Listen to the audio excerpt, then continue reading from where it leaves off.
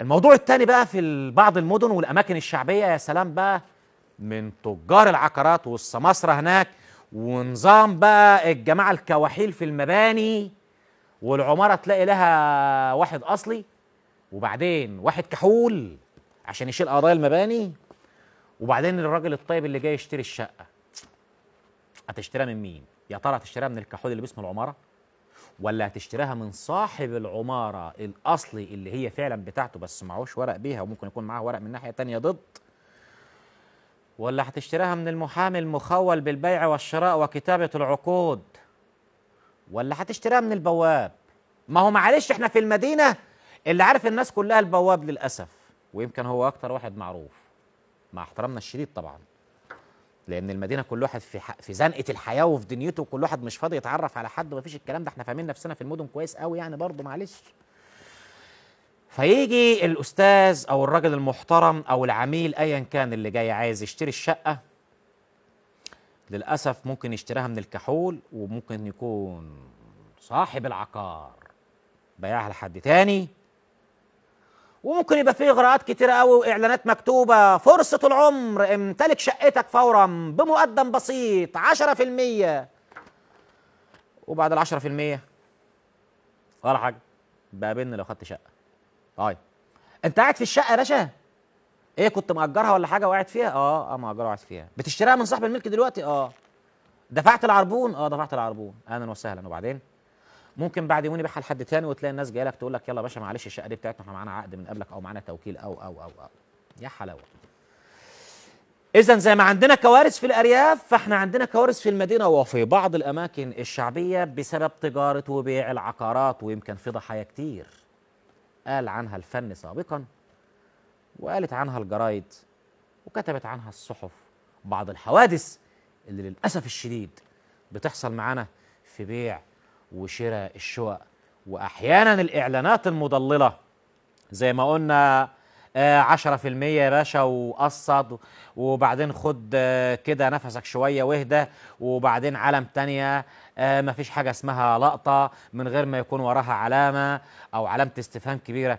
النهارده موضوعنا مهم جدا، لان في ناس بتقضي سنين من عمرها وهي بتحوش جنيه اصلا عشان تجيب بيه شقه تستر عيالها، شقه اوضتين وصاله، ممكن في الاخر يشتري من واحد وتلاقي بالشقه متباعه ل 20 واحد، مستقبل عيالها بيروح يا جماعه، ممكن كل تعبها يروح في لحظه. على فكره الغلطه صغيره ولا مش صغيره، هي ثقه شخص بالغلط مثلا، وثقنا في الراجل ده بالغلط يعني، وايه اللي بيحصل؟ ايه اللي بيحصل يا جماعه؟ فين اللي يسمع الكلام ده؟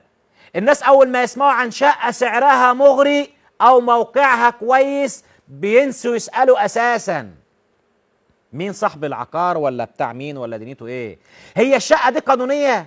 الاوراق دي سليمه؟ المالك عنده حق يبيع اصلا، ولا بيضحك علينا بكلمتين حلوين وصوره وحته كده بانوراما على الفيسبوك ولا على اي قناه ولا حاجه؟ يعني المهم قبل ما تدفع جنيه واحد يا باشا بعد اذنك اتاكد بنفسك ان العقار ده عليه ترخيص بناء اصلا، الارض ما عليهاش مشاكل اصلا او نزاعات، تشوف العقد كويس يا باشا. يا باشا ما تمضيش على ورقه الا لما تكون فاهم كل كلمه فيها، ولازم ده والاهم تستعين بالله اولا وبمحامي او خبير عقاري فاهم القوانين دي، لان الموضوع مش بس مفتاح وشقه، دي حياه كامله ممكن تضيع لو وثقت في الورق الغلط. كمان بلاش تمشي ورا فكره ده صاحبي وقريبي يا باشا واحنا الثقه كبيره بينا، ده قال العقار ده مش مجامله باشا، ده فلوس يا باشا، تعب مستقبل عيالك يا باشا. العين ممكن تخدعك في الناس، المنظر الحلو والبدله والقميص والكرافات على فكره دول مش دليل الامان، مش ده القانون. يعني لو الشقه عجباك تمام يا عم مفيش مشكله، بس يعني قبل ما تقول توكلنا على الله ونعم بالله، طبعا قبل كل شيء توكل على الله في انك تشوف الورق السليم يا باشا، وافحص وراجع واستفسر وما تتكسفش، اسال عن كل تفصيله مهما كانت صغيره او كبيره، لان اللي مش تساله النهارده ممكن تدفع ثمنه للاسف سنين قدام. مين السبب في اللي احنا فيه ده؟ مين السبب في ان الارياف رغم الواجب والاصول والاصاله اللي عندهم دي كلها بيعملوا ببعض كده لما يجوا يبيعوا لبعض؟ ومين السبب في ان لما تيجي تشتري شقه في المدينه السماسرة وتجار العقارات والكحول والمالك الأصلي بيعمل فيك كده، ومن اللي وصلك كده؟ العقار اللي متسجل ومضمون أحسن من 1000 عرض مغري على الورق يا سيدي. عايز أقول في الأول وفي الآخر، محدش هيسند ظهرك لما ينحني، والجنيه اللي هيطلع من جيبك مش هتعرف ترجعه تاني، ومحدش هيمسح دمعتك على خدك إلا إيدك.